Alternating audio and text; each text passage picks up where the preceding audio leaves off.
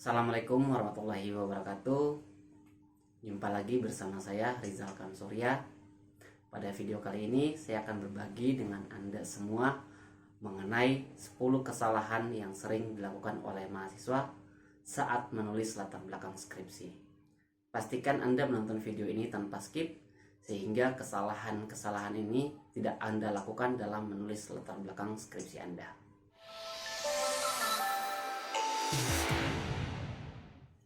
Menulis latar belakang skripsi haruslah dilakukan dengan baik, karena ini merupakan pintu awal pembimbing, penguji, ataupun pembaca lainnya mengetahui dasar pemikiran Anda untuk melaksanakan penelitian tersebut.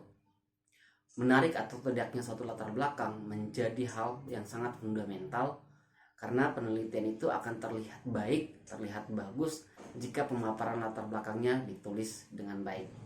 Fenomena yang terjadi, banyak sekali mahasiswa yang menulis latar belakang tidak terstruktur, tidak tersistematis, sehingga urgensi daripada penelitian tersebut tidak terlihat sama sekali dalam latar belakangnya.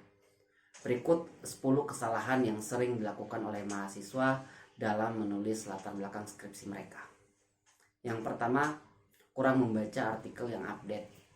Biasanya mahasiswa dalam menulis latar belakang skripsi mereka tidak didasari atau tidak didukung dengan penelitian-penelitian yang relevan dan tentunya update. Nah, biasanya ketika kita melakukan seperti itu, latar belakang yang kita tuliskan terlihat tidak kuat dan masalahnya pun tidak mendalam. Yang kedua, menulis paragraf panjang sekali 15-20 baris tanpa menyebutkan referensinya. Ini sangat tidak logis ya, dan sangat tidak ilmiah.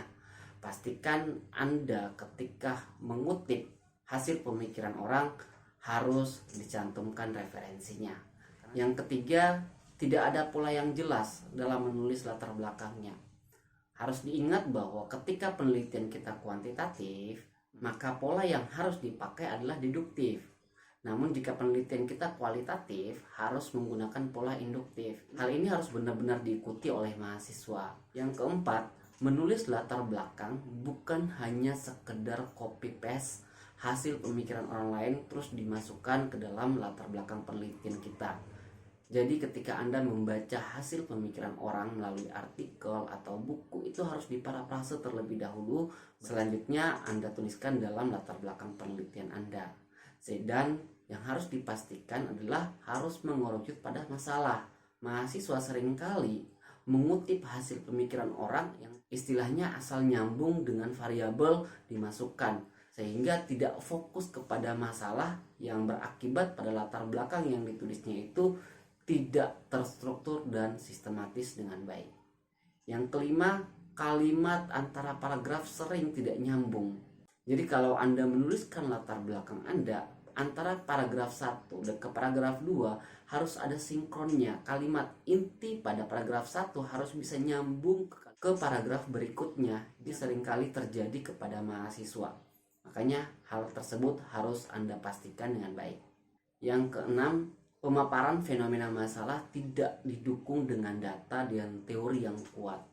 Ini sering dilakukan oleh mahasiswa ketika menulis latar belakangnya. Sering disampaikan bahwa prestasi belajar siswa rendah, tetapi tidak ada data atau indikator yang mengindikasikan atau menggambarkan prestasi belajar siswa itu rendah. Nah, ini kita memerlukan data. Atau misalkan dalam bidang lain, sering disampaikan bahwa kinerja pegawai perusahaan A itu sangat rendah, tetapi tidak ada data, tidak ada teori yang menyampaikan hal tersebut. Hanya sebatas opini. Nah, hal ini jangan sampai terjadi ketika Anda menulis latar belakang penelitian Anda. Yang ketujuh, menggunakan referensi yang tidak valid dan tidak kredibel. Pastikan referensi yang Anda gunakan dalam menulis latar belakang penelitian Anda harus merujuk pada referensi-referensi yang baik, yang kredibel, seperti artikel ilmiah yang telah dipublikasi, buku, ataupun data-data lain yang kredibel tentunya. Jangan menggunakan situs website yang tidak kredibel. Pastikan ketika itu situs, maka itu merupakan situs resmi dari suatu perusahaan misalkan, atau dari kementerian, sehingga bisa Anda pertanggungjawabkan data yang Anda kemukakan tersebut. Yang kedelapan, tidak menjelaskan state of the art atau kebaruan penelitiannya. State of the art harus Anda tuliskan dengan jelas dalam latar belakang penelitian Anda. Karena hal itulah yang akan membedakan bahwa penelitian yang Anda lakukan berbeda dengan penelitian-penelitian sebelumnya. State of the art ini sering ditanyakan oleh pembimbing atau penguji Anda ketika nanti seminar proposal. Sering ditanyakan bahwa apa sih kebaruan dari penelitian Anda? Apa perbedaan penelitian Anda dengan penelitian-penelitian yang sudah ada sebelumnya? Untuk menjawab pertanyaan tersebut, Anda hanya bisa menjawabnya ketika Anda menuliskan state of the art dalam latar belakang penelitian Anda. Yang kesembilan, tidak menuliskan urgensi penelitian. Di sini Anda harus juga menjelaskan bahwa apa sih yang menjadi urgensi penelitian Anda. Ketika penelitian Anda dilakukan, maka akan bermanfaat buat apa? Dan ketika penelitian Anda dilakukan, dapat menyelesaikan permasalahan yang ada di lapangan.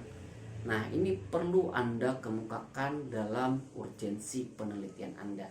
Yang terakhir, tidak menggunakan referensi yang terupdate. Pastikan Anda menggunakan referensi itu maksimum 10 tahun terakhir. Bahkan kalau saya menyarankan buat Anda, gunakanlah referensi 5 tahun terakhir. Apalagi Anda yang kuliah di bidang sosial humaniora, pastikan Anda menggunakan referensi terbaru. Demikian yang bisa saya sampaikan. Semoga bermanfaat buat Anda. Sampai jumpa lagi di video selanjutnya. Wassalamualaikum warahmatullahi wabarakatuh.